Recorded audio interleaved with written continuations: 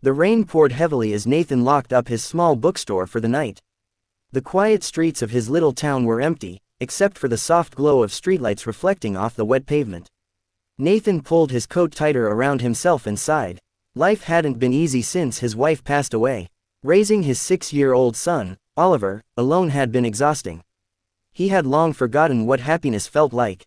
As he walked past an alleyway, a strange noise caught his attention, a faint, whimpering sound, almost like a child crying. Nathan hesitated. The sound was soft, barely noticeable over the rain.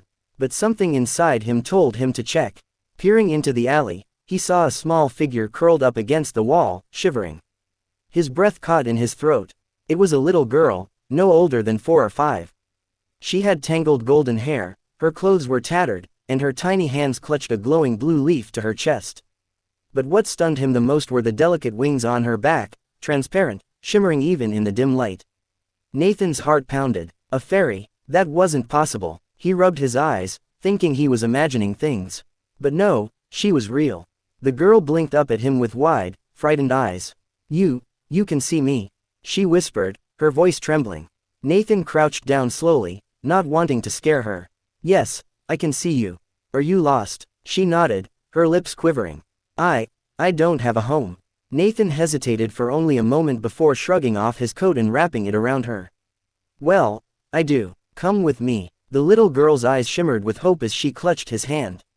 Nathan had no idea what he was getting into, but something told him that his life was about to change forever. Nathan brought the girl home, and Oliver was instantly curious. He sat across from her at the kitchen table, swinging his little legs as he sipped on his hot chocolate. "What's your name?" Oliver asked. The girl hesitated before whispering, "Lumia." Oliver grinned. "That's a pretty name. Are you a real fairy?" Lumia gave a small nod, but her wings drooped. "I don't have a family anymore. I got lost in the human world, and the portal to my home closed before I could go back." Nathan's heart ached at her words. He knew what it felt like to lose everything. He gently placed a bowl of soup in front of her. "Well, if you need a place to stay, you're welcome here." Lumia's eyes sparkled with gratitude, and from that day forward, she became part of their small family. Strange things started happening almost immediately. The first morning, Nathan woke up feeling lighter, as if a weight had been lifted from his chest. He walked into the kitchen and stopped in surprise. Lumia was standing on the counter, her tiny hands glowing as she whispered softly to a cup of tea. The steam rose in delicate, swirling patterns. "What are you doing?" Nathan asked, startled. Lumia turned and smiled shyly. "I'm making it taste better. And I put a little bit of warmth inside. It will make your heart hurt less today." Nathan's breath caught. He hadn't told her about his grief, but somehow, she knew. As the days passed, Lumia's magic continued to weave through their lives in small but powerful ways. When Oliver had nightmares, Lumia whispered an ancient fairy lullaby, and golden dust filled the air, soothing him into peaceful sleep.